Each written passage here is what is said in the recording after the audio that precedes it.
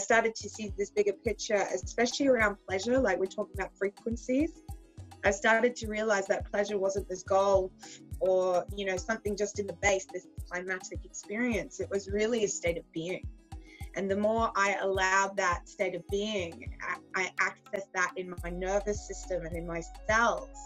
It was like I was emanating the frequency of pleasure. So pleasure didn't just become a sexual thing. It was like I accessed my aliveness and my ecstaticness in everything that I was doing, and watching a sunrise and, you know, having a beautiful conversation. It started to really unravel what intimacy really actually meant, and unravel the parts of what I thought love meant, because I wanted to be on this journey of truly understanding the truth of it, opposed to all the conditioning I had around it. So yeah, it's been a deep journey of integrating these parts of myself and understanding that it's okay to be in my power. I love it so much. You just inspire me in many different ways. What you just shared as far as your journey, as far as not having no way to predict, because I love the synchronicities of life, and life is just one ongoing synchronicity, as you know.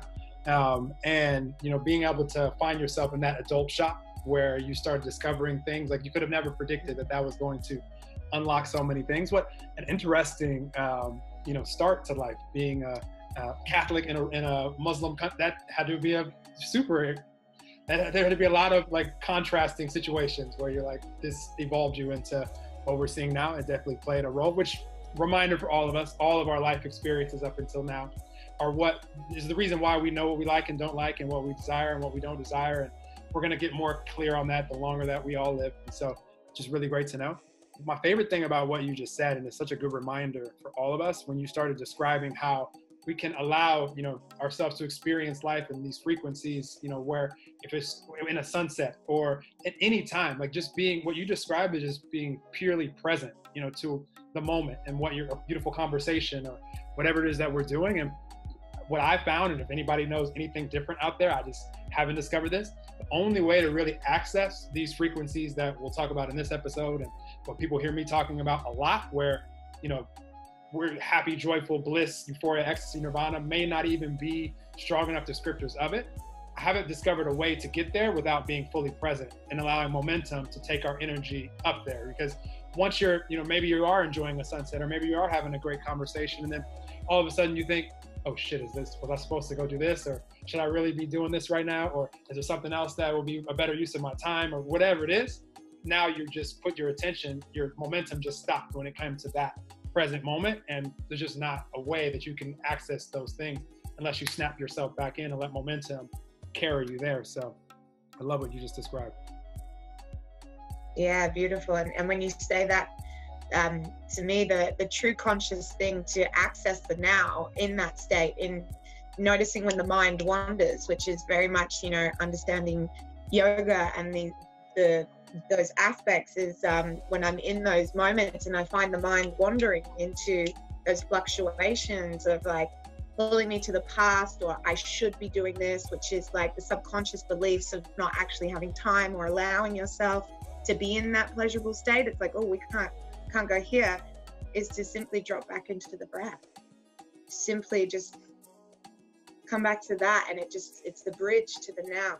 And to like really actually guide the mind, like the mindfulness of when the mind is like, oh, I should be doing this, or I can't access that in some way because it's all subconscious, right? Is to actually like stop, breathe, and I give myself permission to fully be here. Like say it out loud, say it to the subconscious, then the body hears it and goes, okay, rather than this running us, we get to take our power back and reclaim the sovereignty of our being by being mindful.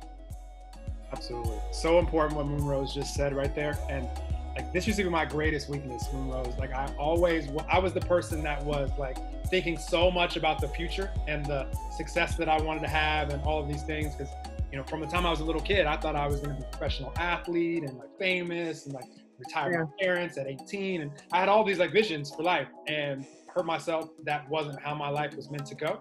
And then my whole life at that point became, okay, I'll be happy when I can find this success, which caused a lot of like depression in the moment, and like a really unhappy journey, like a roller coaster. Some days happy, some days, a lot of days not. And then, you know, when I realized this, as far as like being present and just knowing the only moment promised to any of us is right now, and starting to focus on that and then practicing that, what you just described just now is so important, because when we can be aware of this, everything that we're describing so far in this episode, and everything that any of us will talk about that are out there wanting to help people, when we can become aware of it, that gives us the power, like you just mentioned, that gives our power back to where now it's a choice.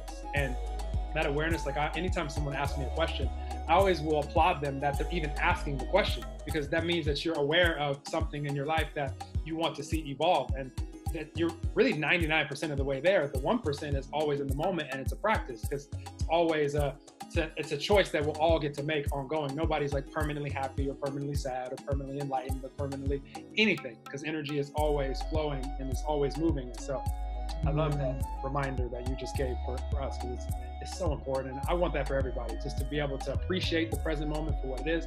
Maybe right now, wherever you are on the planet, might not be the most like blissful moment you ever experienced in life. Could be. But it also doesn't have to be like the most like powerless and like depressed one either. I'm not saying there's anything wrong with it if it is, but just the fact that you're aware and you can have a choice to do something. And then we'll talk about some tools that you use, like sound healing, that allow people to, once they are aware, how we can, you know, allow ourselves to return back to connection and let our momentum carry us, and all these beautiful things that you're sharing with people.